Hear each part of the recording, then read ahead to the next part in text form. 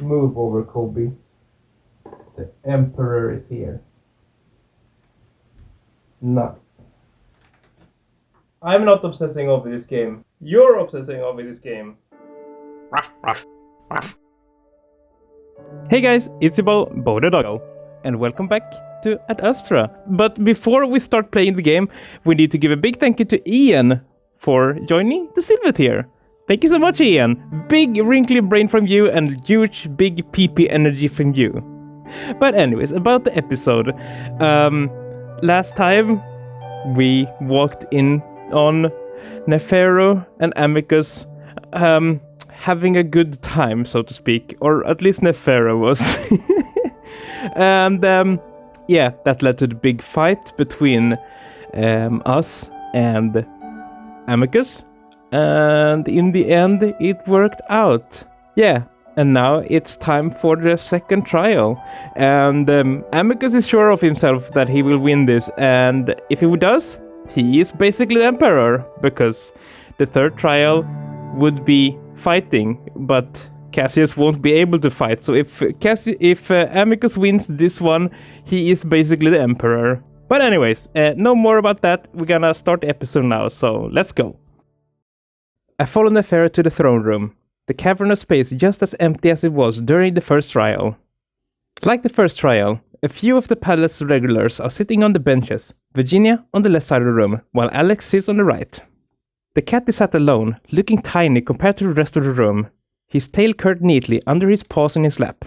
He smiles at me, and I make as if to go to sit next to him. But that's when the jackal grabs my hand. I pause, and I see Alex's own inquisitive look before I turn to Neferu. What? Why don't we give Virginia some company? The jackal smiles at me gently, one of his ears flickering to the direction of the she-wolf. You can. I was gonna go sit with Alex. The furious expression doesn't change, but he doesn't let go either, and his voice takes a gentle but ominous tone, making me feel a little uncomfortable. Depending on how the trial goes, we might have some business to take care of before it officially ends. It would be best if you were close to me. It's then that I realize what he's getting at. Although I don't know what the process of becoming Neferu's pet is, I imagine it involves some sort of official business, like signing something.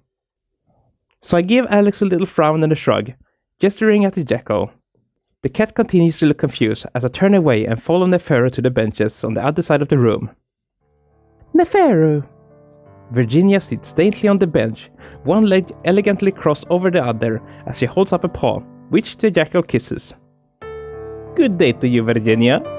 Even though I try to stay behind Neferu, Virginia peers around the jackal's muscular side to stare straight at me. I see you brought a guest. She holds out her paw again, and it takes me a moment to realize that I should kiss it. I did start that trend after all. Indeed, Amicus requested I keep him company during the trial. As I come up from the paw kissing, I see Virginia frowning. My brother shouldn't be burdening you with silly chores like that. The pet is capable of staying in his room, I imagine. It was a mutual agreement. And besides, he's rather good company once you get to know him. Oh really? It seems that our little simian is full of surprises.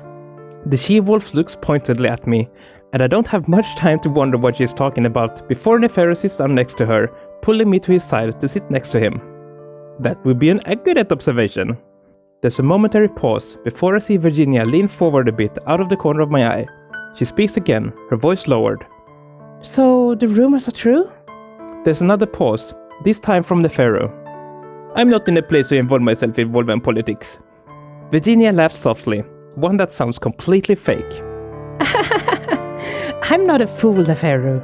I may enjoy your suave tactics, but I'd rather you not use them against me. I would not dream of such a thing, Virginia. Surely.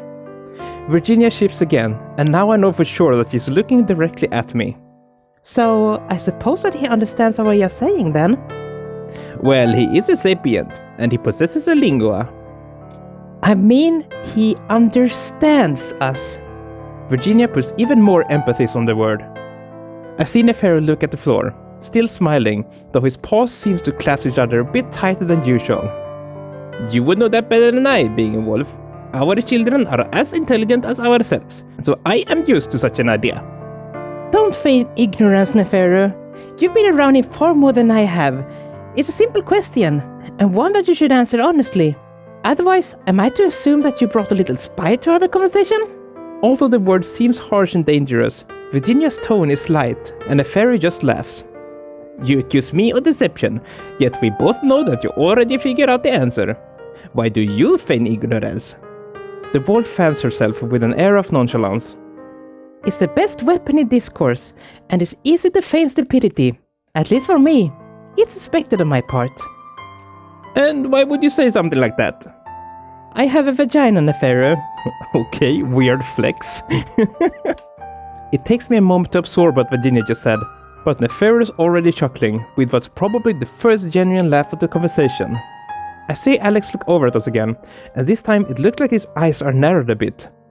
It takes Jackal a few seconds to get himself under control again, as Virginia continues to wave her fan, looking rather pleased with herself. Sorry, I'm not used to bluntness here. It's not impossible for us to be blunt on this moon, Nefero, especially amongst friends. I noticed the wolf looking at me again, and once again, I look down. Anyways, it seems that we made quite a mistake over leukemia.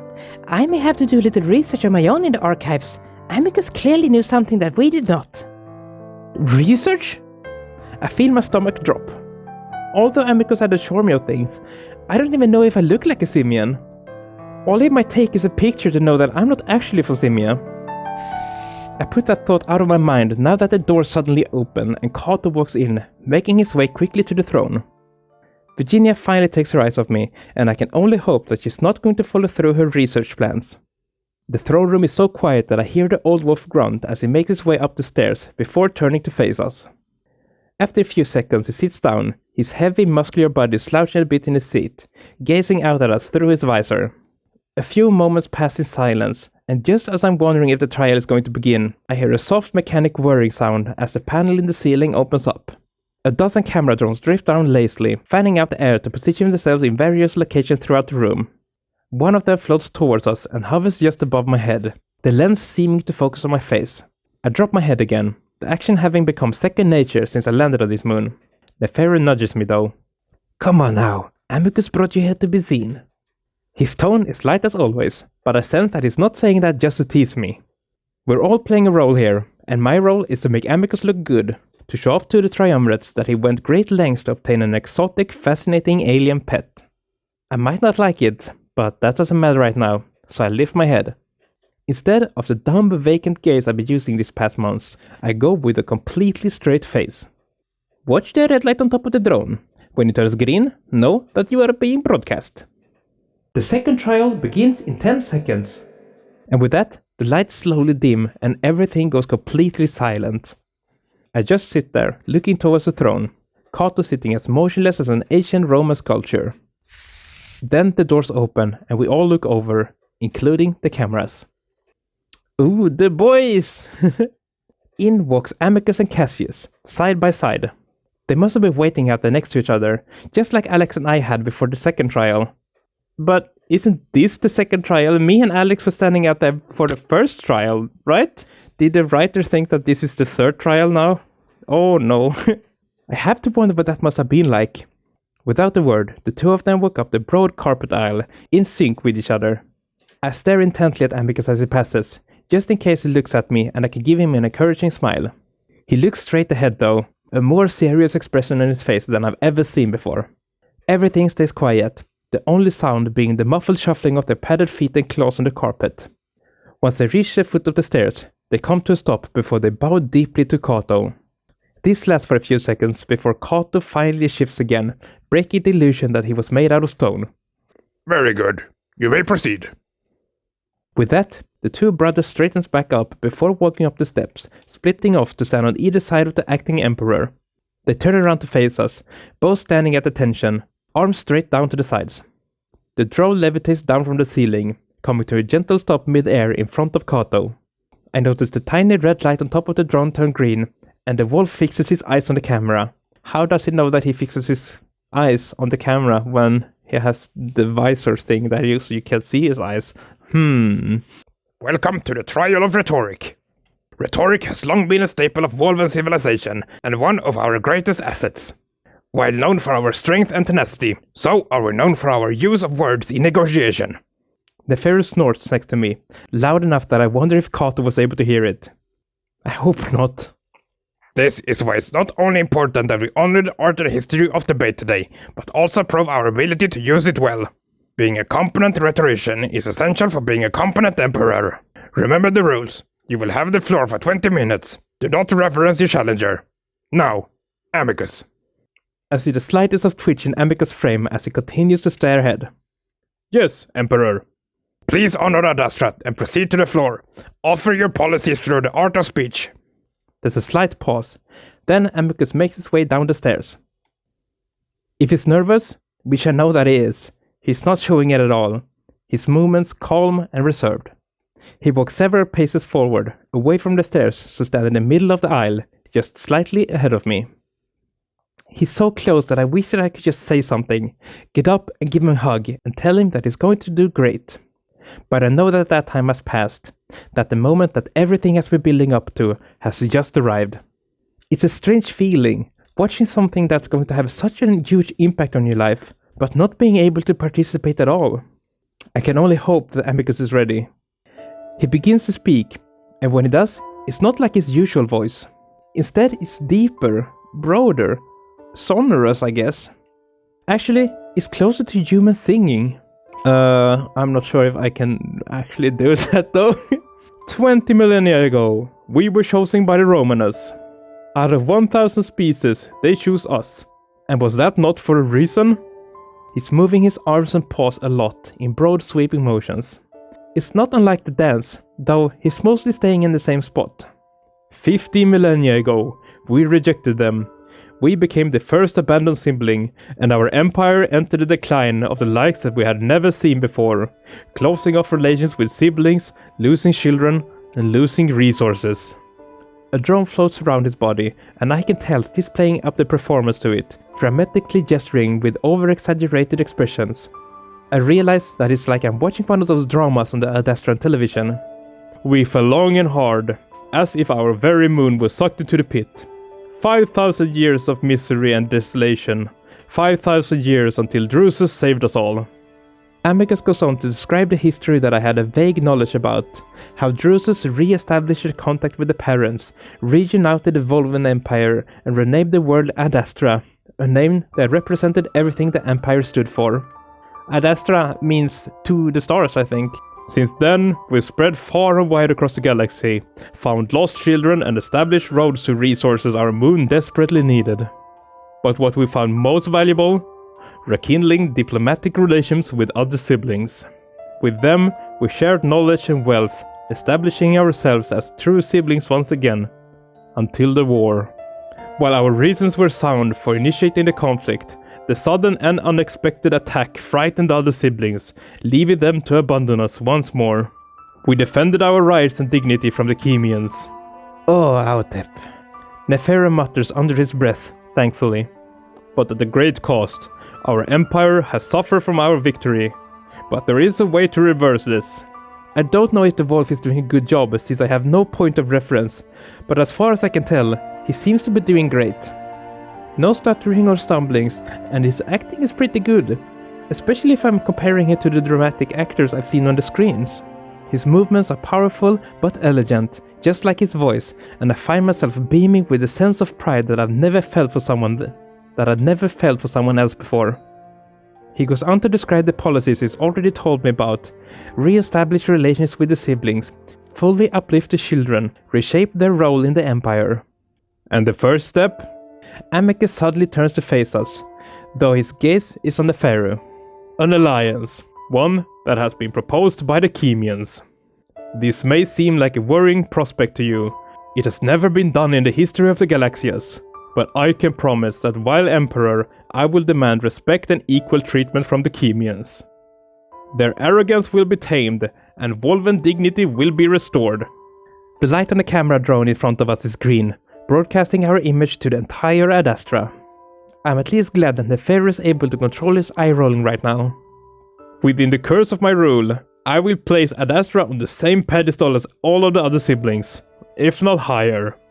No longer will we be the half-siblings of the Galaxias.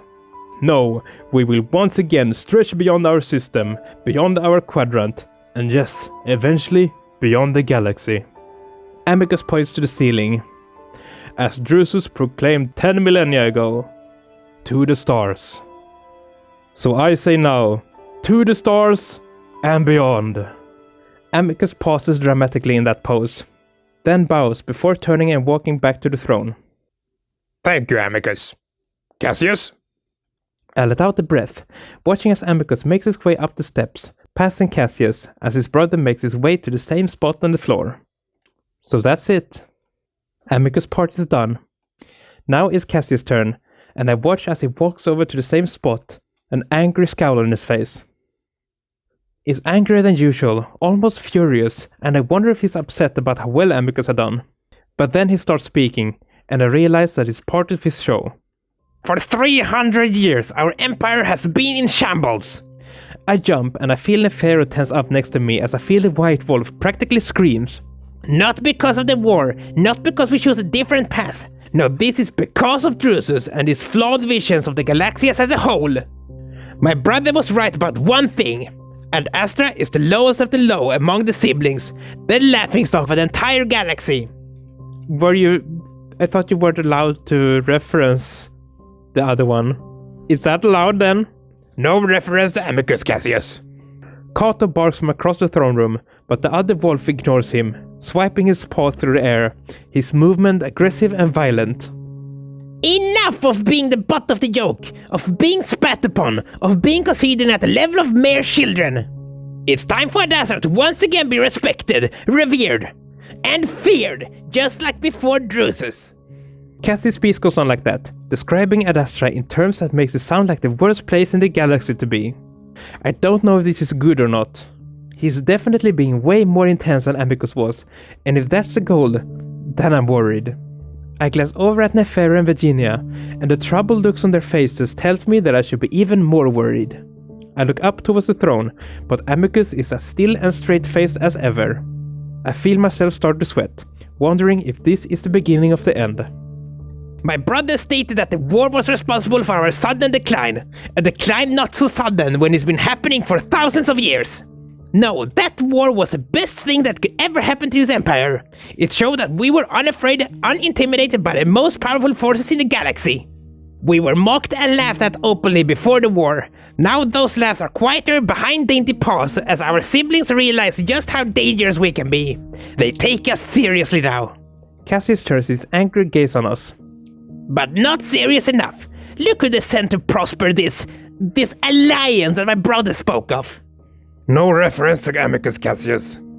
But Cato is quieter now, as if he knows that he can't stop the young wolf. Our camera lights turn green, and once again I get the feeling that the broadcast is displaying Nefero. The one and only flower of Chemia, the pharaoh's faggot son with his oils and perfumes stinking up the halls of our palace. I glance up at Nefero, but his expression has hardly changed, though I see a hint of a smirk on his lips. Meanwhile, Virginia is hiding a look of shock or horror, or both, behind her fan. This alliance is highly suspect, and I must wonder what is really going on during these negotiations. Actually, let me give you an idea. Cassius makes a short signal with his paw, and then pauses. Everything is silent for a moment, and I look at the cameras. None of them are green. I look around at the others, and I can tell that they are confused as well. What are you broadcasting, Cassius? Cassius doesn't even turn around to acknowledge Cato. Just showing a small video clip. Of what? I see Amicus bristling next to Cato, and I feel the hair standing up on my own neck. Of a traitorous act between my brother and the flower jackal. What? Amicus is so puffed out that he looks almost twice his natural size. What are you doing? Yes, Cassius, what are you doing? Cato! He bugged my room! Amicus starts to move, but Cato reaches out from his throne to hold him back. Stay there, brother. It's almost over. And don't worry, it's censored. Cassius sneers back at Amicus before the red lights on his drone suddenly turns green again. Cassius stares at the lens for a moment, letting the silence drag out for a dramatic effect. Shocking, is it not? I already described the flower of Chemia. Do we also want the flower of Adastra to be our emperor? Time, Cassius. Cato's voice is soft, sounding almost astonished. Amicus is clearly having a much harder time keeping his emotion in check now. Even from a distance, I can tell that he's working his jaw. But Cassius doesn't seem to be finished. And let me leave you with this. Time, Cassius! Yield the floor! No, I will not yield! Adastra is the one out of time. This empire is stretched thin, and that tail raiser proposed that we stretch even further. When do we break? Cassius whirls around and points his finger at Amicus. He looks towards the children and the siblings while completely ignoring us. Cassius' bristled fur slowly starts to lay down again, the wolf making a show of trying to get himself under control again. So, let me leave you with this. While campaigning on the outskirts of Adastra City, areas my brother completely neglected, I came across a young child with the same disease that affects me. Cassius' voice becomes much more quiet, gentle, lowering his muzzle a bit to stare at the floor. Unlike me, she had no medication to speak of because her poor farming family could not afford it. She was bound to a wheelchair, her bones so frail that something as simple as a bath caused them to dislocate and break. Cassie's voice catches, and, to my surprise, I see a tear fall down his cheek. I'm hearing that even now, we can't afford to vaccinate those beyond our glittering city. Cassius looks back up at the camera. It may seem that we cannot hear you past the walls of this palace, but I hear you. I promise to always hear you. I will not cater to the needs and wants of our siblings or children, or the Adastra city elites or officials. Cassius sweeps a paw dramatically to his chest. Not to the stars, but to you, the people of the Empire. Thank you. Cassius bows low to the camera, before turning to walk back to the throne. There's a long moment of silence as we just stare at the White Wolf. Then Com's voice crackles over our heads. Triumvirates, make your decisions. Suddenly, I feel something grasp around the wrist, and I look down to see Nefarious' furry black paw holding on to me. Bo, very quietly, we are going to get up and head to my room. We'll move around the back so the cameras don't see us. Why? Because what Amicus had feared is about to... The Triumvirates have made their decisions. I see Nefarious' eyes widen in surprise. Already? He seems to say to himself, but he stands and I have to stand with him as he starts to walk up the aisle towards the back of the room, pulling me along with him. I look back at Amicus and see the wolf looking right back at me, finally. His eyes are full of worry and regret, and I can tell that everyone knows that Cassius has won. My stomach drops and I realize that what I've been terrified of happening all month is actually happening. We've lost. I can only stare at Nefarious' muscular arm as he pulls me towards the door, towards an unknown and unwanted future. Lupus? After all this time, and everything we've done, we've lost. Amicus. I'm getting goosebumps. Nefarious pauses. I look up at the ceiling, toward where I always imagined Com to be if he were real, and then I look back at the throne. Ad rote. Amicus. Amicus looks just as shocked as I am. Cassius, meanwhile, has his jaw set grimly. As always, I can't read Kato. Lux, Amicus. Gebby, Amicus. What the hell is going on? It had just seemed like everyone thought that Cassius were going to win, and if this was all based on performance, then he should be winning. Tricelli, Amicus. There's a pause. One that has me realizing that we just... won? Did we just really win? Adastra? Kato is staring straight ahead with his visor, and now I can see his paws gripping onto the armrest of his throne. The silence goes on so long that Com asks again. Adastra? Kato lets the silence continue for several more seconds before finally opening his muzzle. Cassius! I don't know what to think, but Com immediately responds. The trial has been decided. Amicus is the victor. The silence that follows this time is deafening. No one cheers. No one moves. Even Virginia's fan is frozen, as if we're all stuck in a picture. All the while, our cameras continue to hover our heads, each one of them flashing green for a moment. Finally, Com is again the one to break the silence.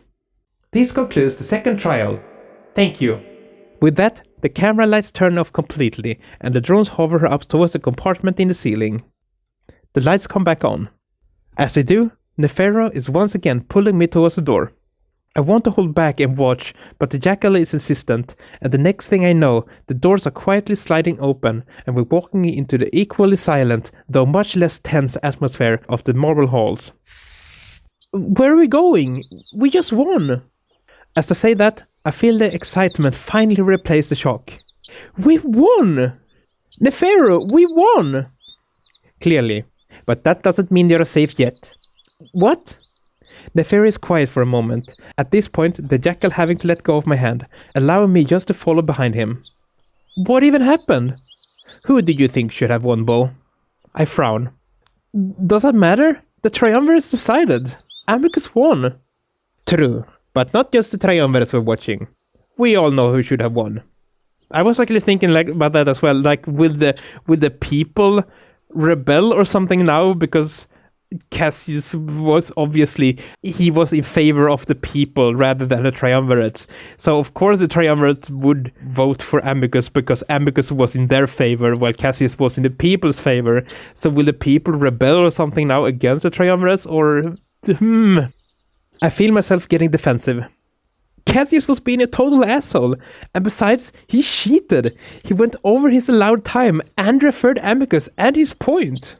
Nefero laughs mirthlessly. The rules do not matter. I'm sure you probably realize that by now. Cassius did exactly as he should have, but he lost because of you. What?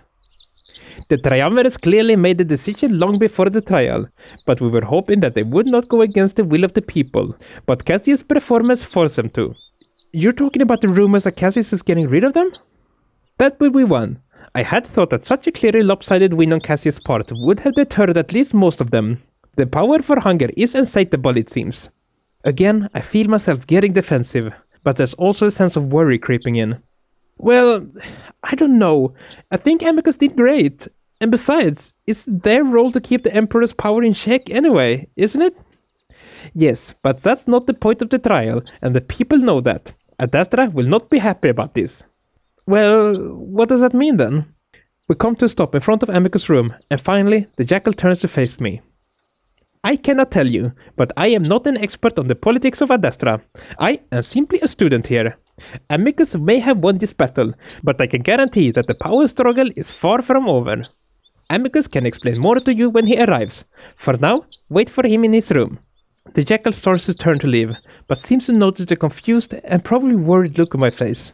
He pauses, and then sets his paw on my shoulder. Do not fret too much over this. It is par for the course of the Wolven politics. That much I know. Drama is their identity, and we can only be along for the ride. Nefero smiles at me. Amicus will keep you safe, and if there is a need you have that he cannot fulfill, I am also here. I know Nefero intends for that to sound salacious, but I also think he means it in a nice way. I put my hand on his paw. Thanks. The jackal nods at me before turning away to walk up the hall, probably towards his own room. Once he's out of sight, I press my hand to the panel and walk into Amicus' room, sitting on the sofa to wait. It's strange. Amicus won, but it doesn't exactly feel that way after what Nefero told me. Amicus didn't genuinely win. We won because of a rumor, basically making the entire trial thing pointless. Still, I can't exactly feel bad about that. Cassius bugged this very room to show footage of Amicus fucking Nefero. I close my eyes, rubbing them with a hand as I realize how much that must have damaged Amicus' reputation. Not only did the people realize that this trial was decided from the beginning of the corrupt triumvirates, but also that their soon-to-be emperor had sex with a male, a Chemian male at that. But again, Cassius losing because of his intention to get rid of the one who checks on his power seems like karma to me. Weren't they keeping the Emperor's power in check by making the decision they did? Technically, Amicus will become the Emperor now, though I guess it won't be official until Cassius actually concedes the third trial. This is why I had an issue with as well, when they were talking like, Amicus, if you win tomorrow, you are the Emperor. Like, no, he won't be the Emperor. He won't be the Emperor until Cassius concedes the last trial. Yeah. But it's good that the character highlighted this as well. A bit annoyed by the fact that even though I got exactly what I wanted, several issues had come with it. Suddenly, the door slides open, and I forget my worries just a moment as I see Amicus standing there. He only gets a few steps into the bedroom before I'm already there, wrapping my arms around his body as I hug him. Whoa, hey Bo! Everything alright? The wolf sets a heavy paw on my head, rubbing the pads gently against my scalp. Rubbing the pads gently against my scalp. Are you? Are you? Of course! Of course! Amicus smiles down at me warmingly, but having known him for this long, I know that is not exactly true. Well, we won. We did. He's quiet for a bit, continuing to rub my head. This isn't really how I imagined it would go. Amicus laughs softly. Neither did I, but we did win, and that's the important part. Amicus hugs me tightly again. Is what Cassius did what he showed? How bad is that? Amicus grimace. Bad, but I'll find a way to get through that. Seems that my first job as Emperor will be to rebuild my image. When do you become Emperor? As soon as Cassius gets up. I don't think he's in the mood to do that quite yet though. We stand there for a while. Amicus continued to stroke my head as I lean against his chest, listening to the soft beat of his heart. I'm just glad it's over. I feel the same. So what next? Well, for now I must go to the city. The Triumvirs requested the Imperial family to see them at once. Oh, why? Well, everyone assumes the trial to be over. They'd like to discuss things with the family before they leave Adastra for their own cities. I see. They also requested that you go. I lean back to look up at the wolf. Really? Yes, though I told them not to expect it. I know you wanted to see the city, but it's up to you. Well, it won't be the actual city, just the district where the delegates live. Things are a bit chaotic in the city center at the moment. Chaotic? The citizens are excited after the trial. Oh. I imagine excited means angry. I could, but doing official stuff seems kinda scary. You wouldn't have to do anything. Just look happy to be there. But it's up to you. Would it help you? Possibly. I will certainly be happy to have you there. Then sure. The wolf's eyebrows go up in surprise. Oh, really? Then alright then. Let's go. Now? Yes, I believe that the others are already in the chariot. Are you ready? I think so. Unless I need to bring anything. Not at all. And sorry, I know things are moving fast at the moment. It's to be expected after the trial, but we can talk private when we get back, alright? Okay. Yeah, I'll also have something to give Amicus now that we had an agreement on that we would do after Amicus won, so... Amicus is already turning to pull me along, but I stop him. When he turns, I do what I wanted to do right before the trial started, and I kiss him on the lips. Oh! Cute! Perfect place to take a break. That was so cute. But oh my god, I'm so worried what would happen now. So go fill up your drink, your popcorn, take a pee break, and for everyone else, let's continue. The chariot is just a large metallic carriage. It has benches inside with an open top. There are no horses, of course, and it seems to move on its own. It's the first time I've ever seen wheels being used as transportations here, though. As we're walking up to it, I notice Virginia and Neferu already sitting in front, and Cassius is in the back with Alex. He is very deliberately looking away from us. I whisper to Amicus as we get closer to the chariot. Cassius is going? Yes, I think Kato made him go. Despite everything the wolf has done, especially in the trial, I can't help but feel a little sorry for him. I can't imagine having to go out in the public right after your years-long campaign was defeated. Amicus hops in first, sitting next to Virginia before reaching down to pull me up next to him. I thought we would be flying there. We usually do, but since the ship we used to take to the city crashed a few months ago, we decided that the chariot is safer and more inconspicuous. Yes, something that will come in handy, considering the state of the city right now. Yes. What is the state of the city? Virginia fixes her eyes on me, really looking at me for the first time in a while. I mean, this is also the first time she hears you really actually talk and not being the caveman speech, right? Riots, looting, the usual. Though it's a bit unusual for the Adastra city, compared to, say, Lux. Amicus glances at me, but that's when there's a sudden jerk as the chariot moves forward, towards the tree line. Virginia looks at Amicus. I must say, your pet is much more fascinating than I originally thought.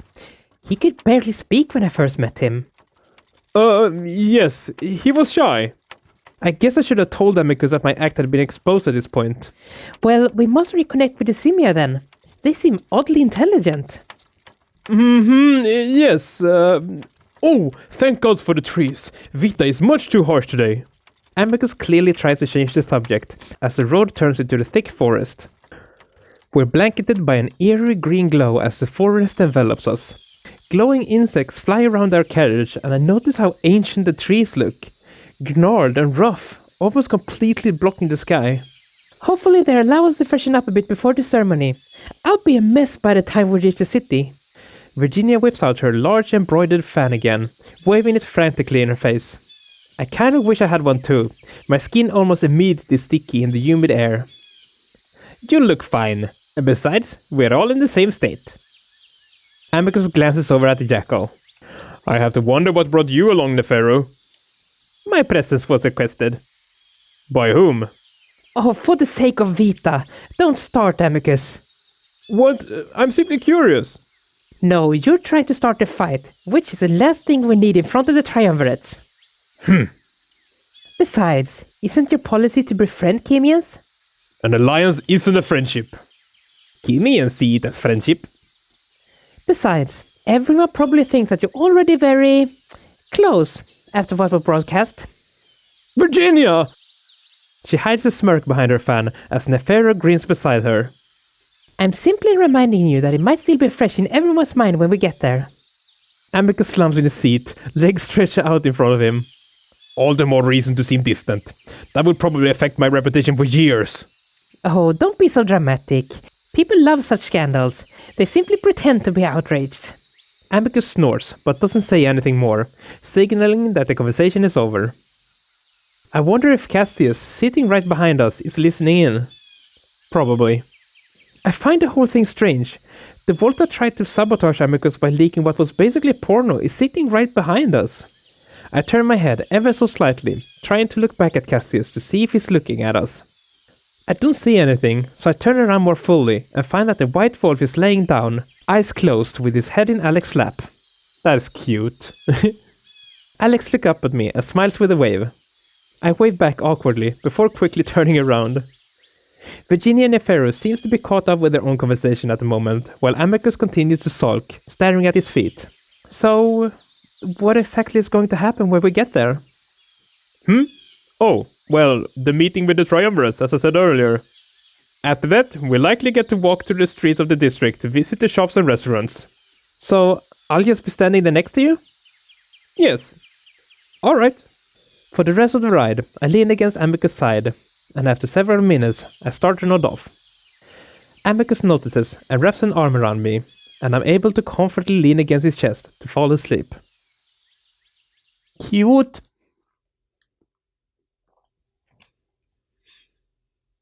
The next thing I know, I'm being nudged awake by Amicus. I find myself staring at several buildings, the sudden change of scenery leaving me dazed. I'm still trying to get my bearings as Amicus hops out of the carriage, reaching up to lift me down. When I look back up, I'm able to see a large group of wolves to the side, watching us intently.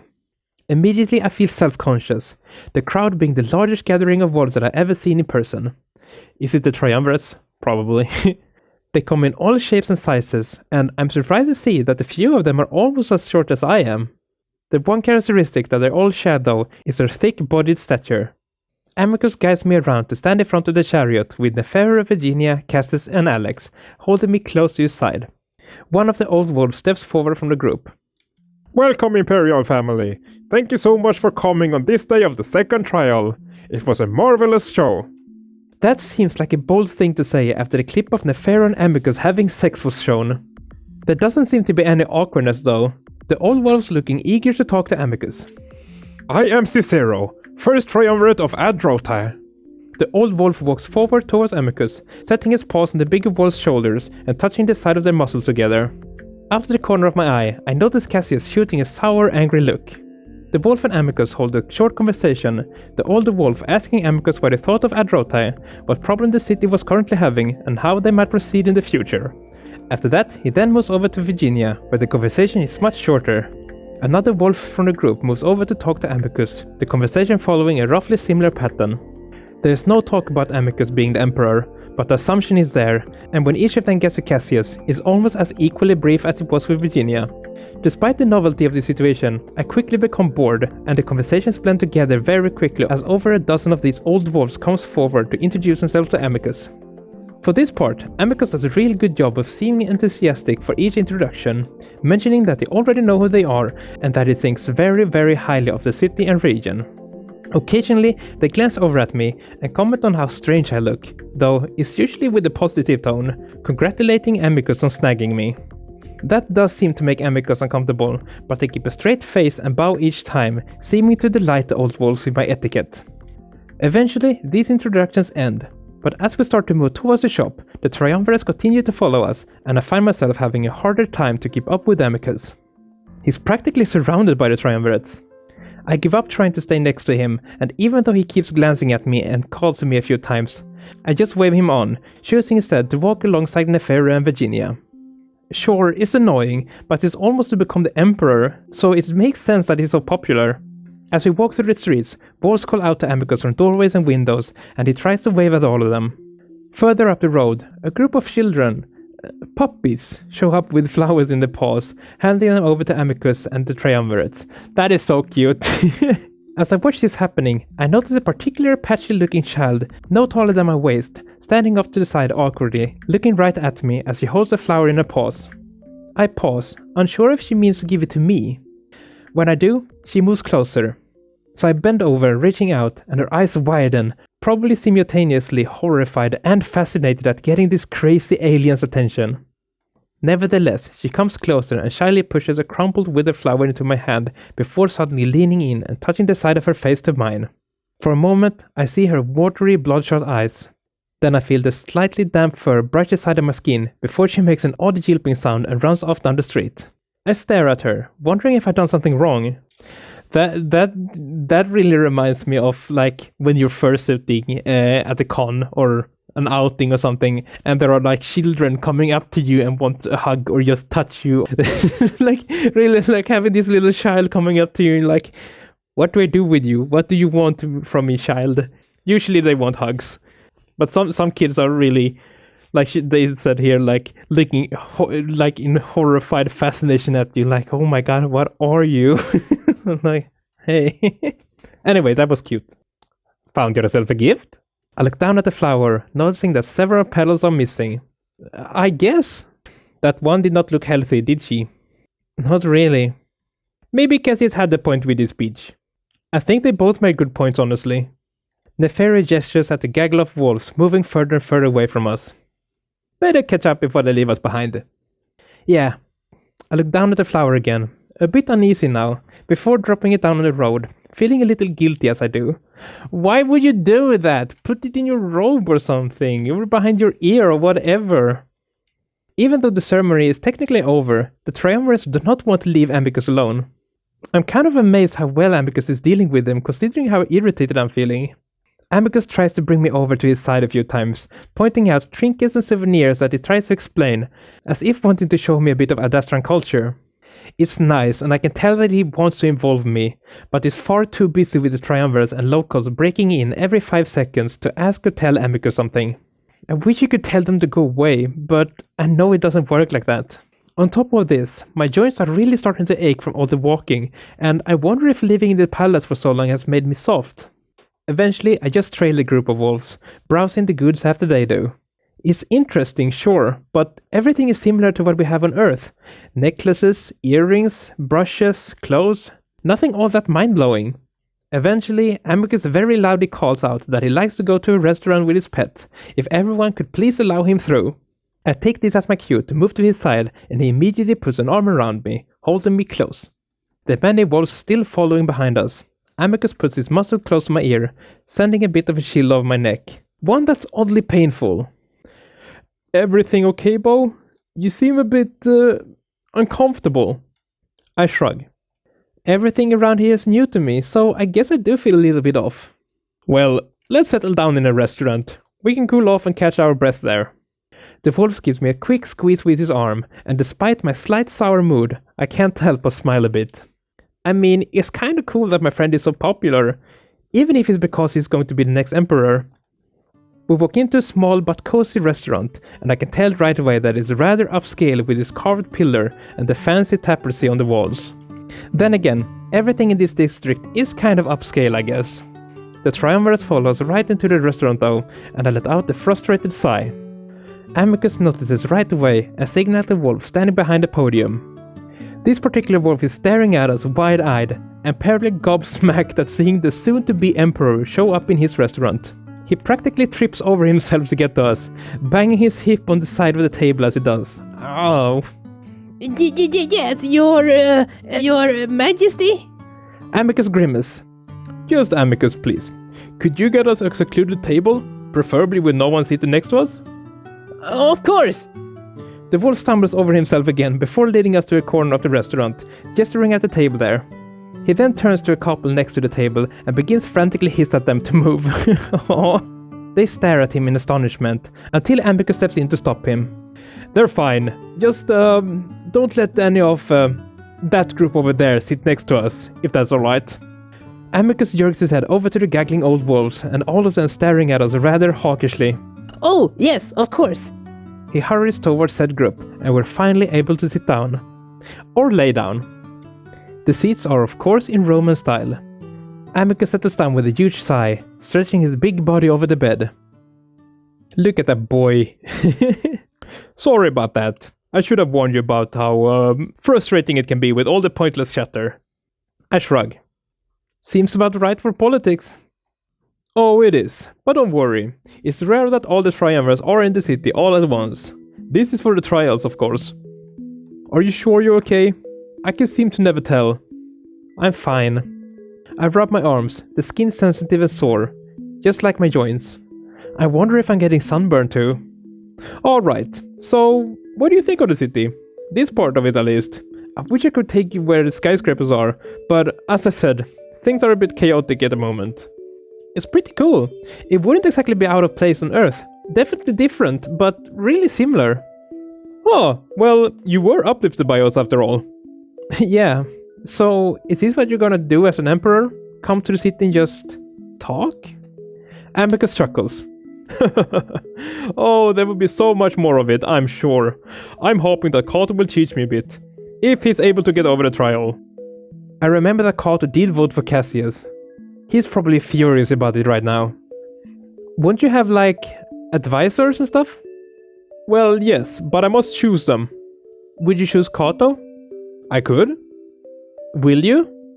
Well, maybe, but recent events have left me a bit unsure of that. Why is that? Amicus shakes his head. Don't worry about it. We should be celebrating. I mean, you could become the emperor at any moment. Shouldn't you have someone who got a good head on the shoulders at the ready? I think Virginia should be be an advisor. I suppose. Who would you suggest? I get the feeling that is goading me to offer myself, but that definitely wouldn't be the case. The few wolves that I know make the decision pretty easy. Virginia. Amicus raises an eyebrow in slight surprise. Oh, well, yes, I would definitely consider her. The only problem is the image of a female telling me what to do. The tail race reputation is bad enough. I roll my eyes. Maybe wolven masculinity is something that you can fix while you're emperor. Amicus doesn't seem to know how to answer that, but he doesn't have to as our food arrives. I'm a bit surprised since we didn't order, but looking around, it seems that everyone gets the same thing. Oh, yum yum yum. What happened to you? Why are you so sulky? That's as usual. olives, grapes, cheese and bread, and also seafood, and even eggs, which surprises me. Amicus thanks the nervous waiter before immediately starting to dig in. I do the same, but while I'm spreading cheese onto my bread, my mind wanders back to what might be happening in the city right now. So, how bad are things in the city?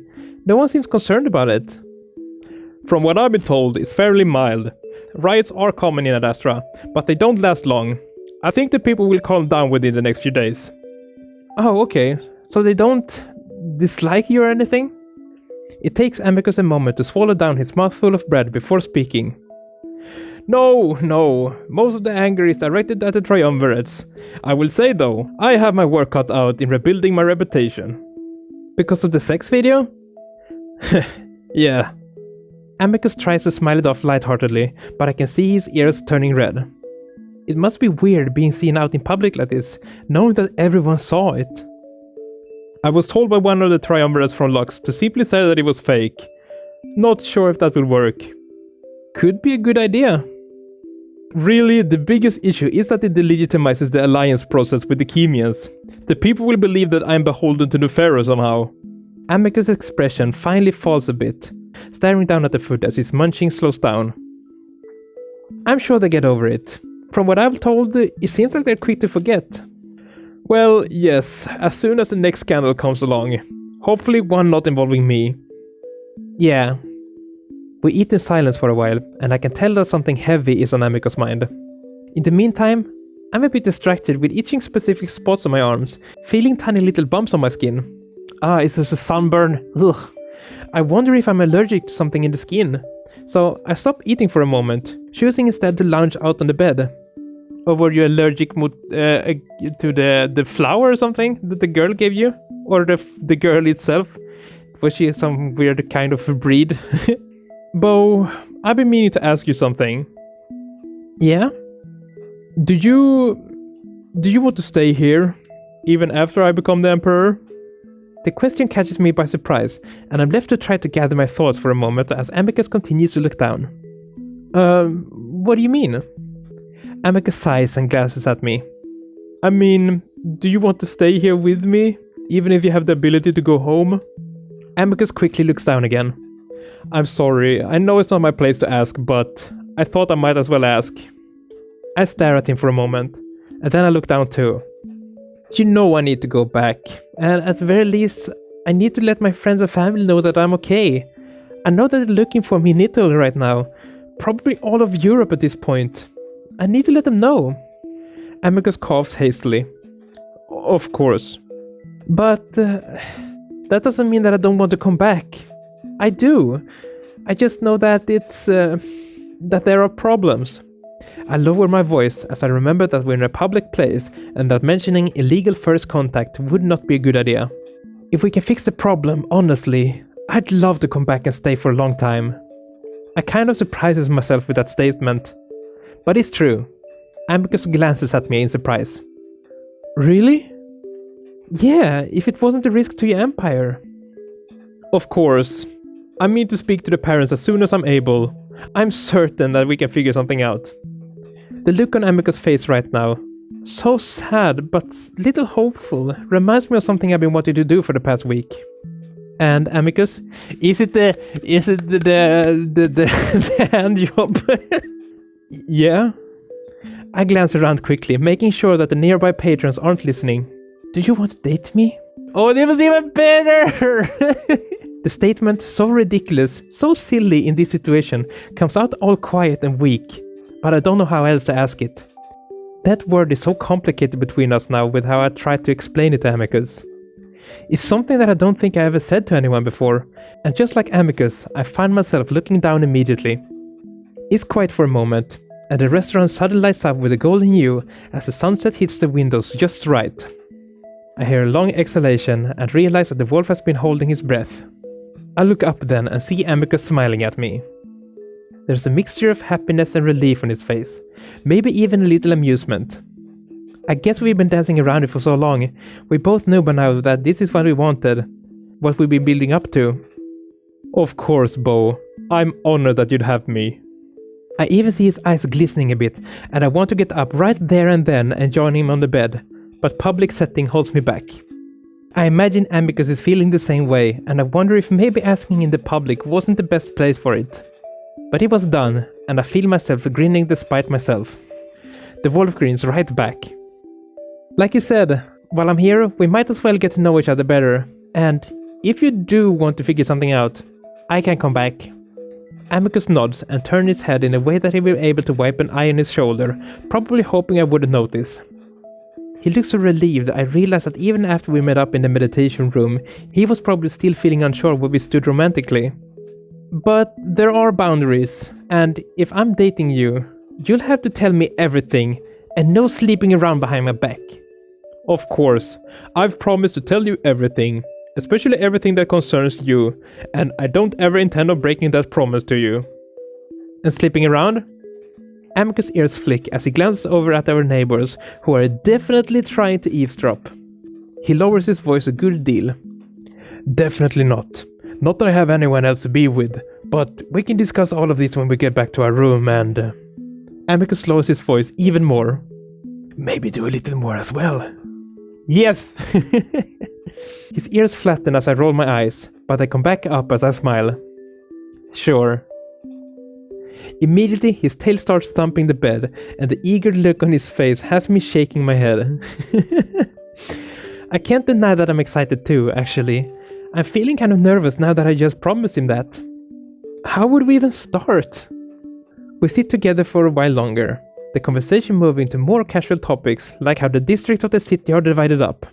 Though as an hour passes, I start to feel hot and a little dizzy, and then I mention it to Amicus, and he suggested we head back to the palace. Is this some kind of allergic reaction to the flower? It must be the flower or the girl, right? Since he pointed out that she was wet. Is it the sweat or something? I don't know. Vita has completely set by the time we head out towards the carriage.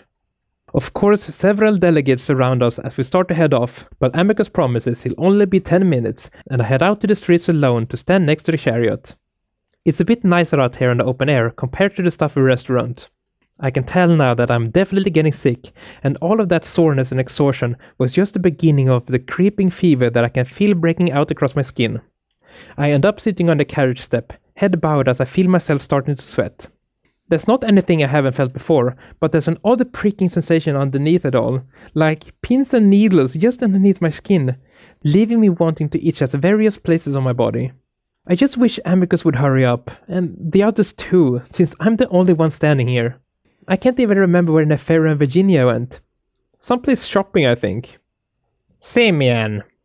Oh no, out of all people it could be, it has to be you. Cassius' voice is slow and quiet to my left, and I glance over to see him leaning up casually against the chariot. I make a half-hearted attempt to bow at him, just sort of flopping my head in his direction. The wolf glares before walking towards me. What game are you playing? Now is probably the worst time for this to happen. Game? I mumbled out stupidly, looking towards the restaurant to see if I can see Amicus throughout the crowd gathering in front. Do not act stupid. I know you're capable of understanding.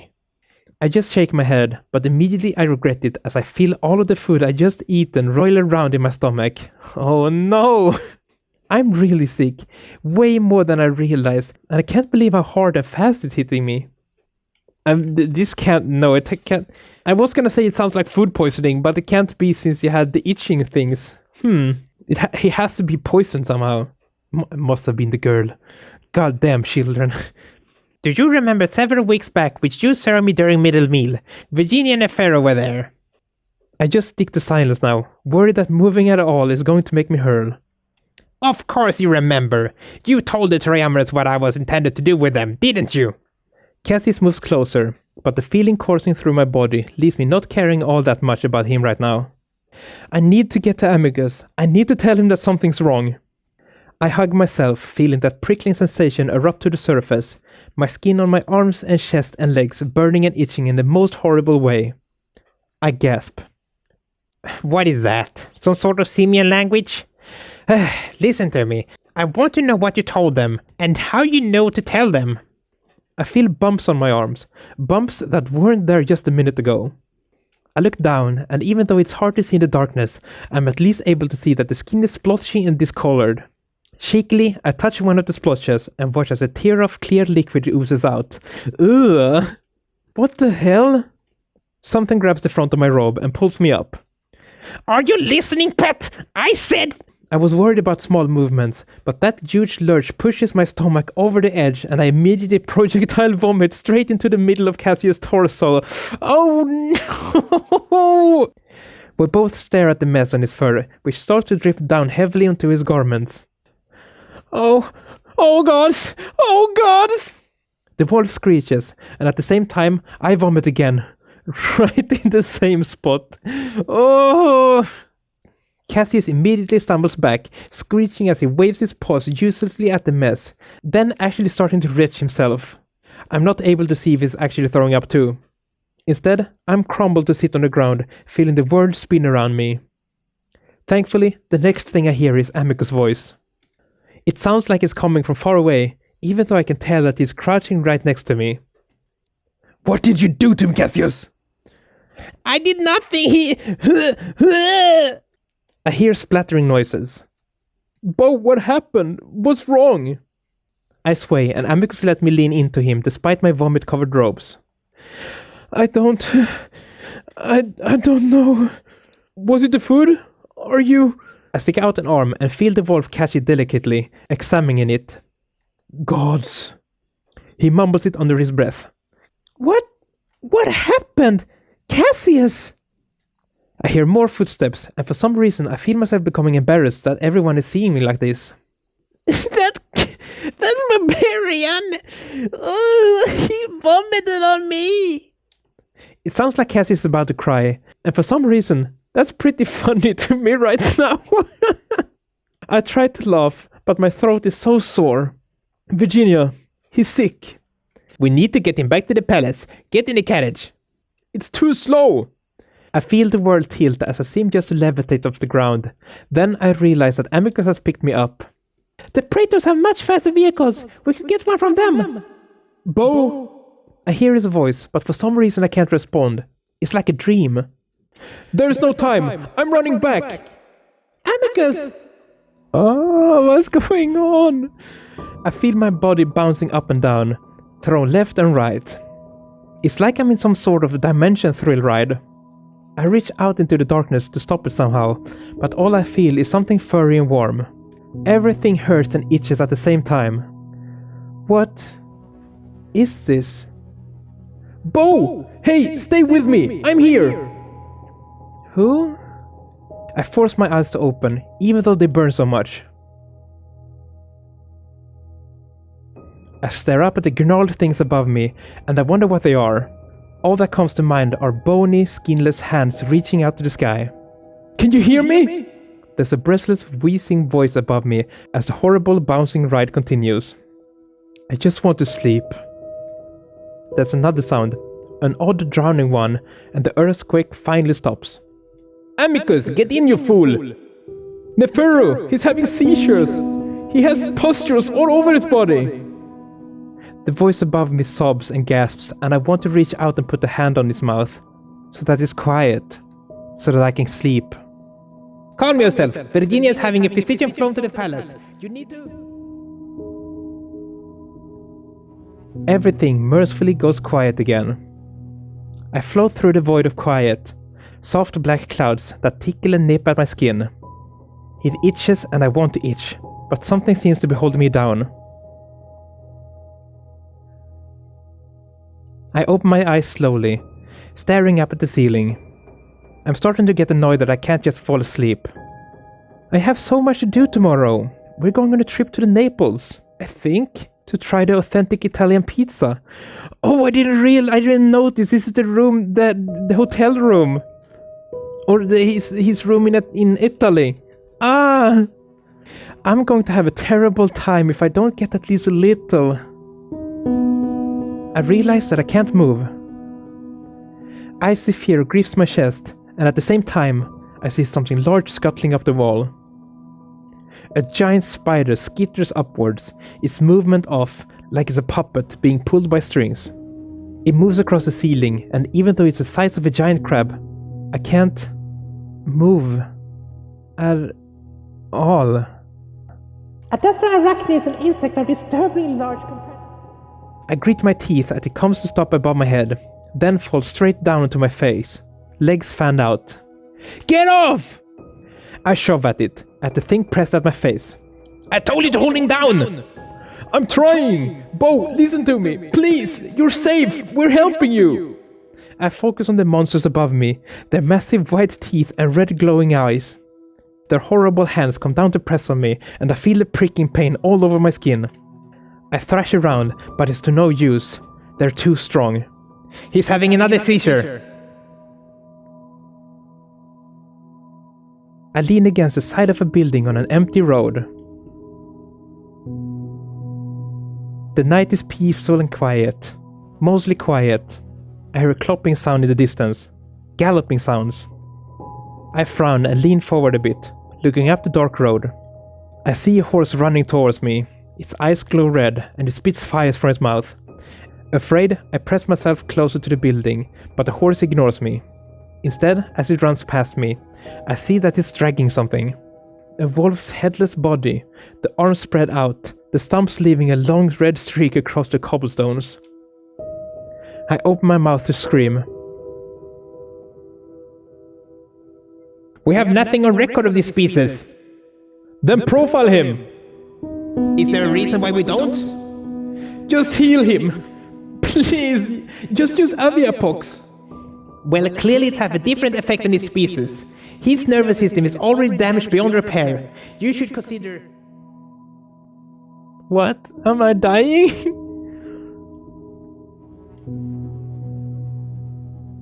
Things never seem to go as planned, do they? I'm sorry you had to experience this. I did not foresee it. Hello? Do not worry. You are still on the correct course. You will be able to complete this task. I just need a little time. Understand that this will not be easy, even for the parents. Is this the monitor? Maybe? If he's talking, because this is obviously something else. This is not this is something bigger as for the is this the thing that has been talking to me and is talking about the parents? Because I thought it was a parent, but he's talking about the parents, so maybe this is the monitor? The pain will be temporary. What is happening? You will know in time, but not yet.